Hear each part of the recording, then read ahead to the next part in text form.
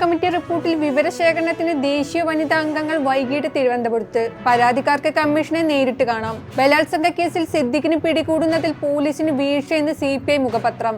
പൂരം കലക്കിയ വിഷയത്തിൽ തുടരന്വേഷണത്തിന് സർക്കാർ. ആഭ്യന്തര സെക്രട്ടറിയുടെ ശുപാർശ പരിഗണിച്ചാണിത്. വിഷയത്തിൽ ADGP MR അജിത് കുമാറിന് സമർപ്പിച്ച റിപ്പോർട്ട് സർക്കാർ തള്ളി. അർജുന്റെ ലോറിയുടെ ക്യാബിനുള്ളിൽ നിന്ന് കൂടുതൽ വസ്തുക്കൾ പുറത്തെടുത്തു. അർജുന്റെ 2 മൊബൈൽ ഫോണുകൾ, പേഴ്സ്, വാച്ച്, മകനുള്ള കളിപ്പാട്ടങ്ങളും അടക്കമാണ് ക്യാബിനിൽ നിന്നും ലഭിച്ചത്.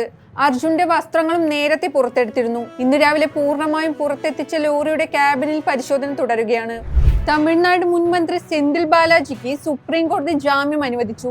കള്ളപ്പണ നിരോധന നിയമം അനുസരിച്ച് ED അറസ്റ്റ് ചെയ്ത കേസിൽ ജസ്റ്റിസ് AS ഓഗ അധ്യക്ഷനായ ബെഞ്ചാണ് ജാമ്യം നൽകിയത്. 2011-15 കാലയളവിൽ ജയലളിത സർക്കാരിന്റെ കാലത്ത് ഗതാഗത മന്ത്രിയായിരിക്കെ നിയമനത്തിന് കോഴ വാങ്ങിയെന്നായിരുന്നു കേസ്.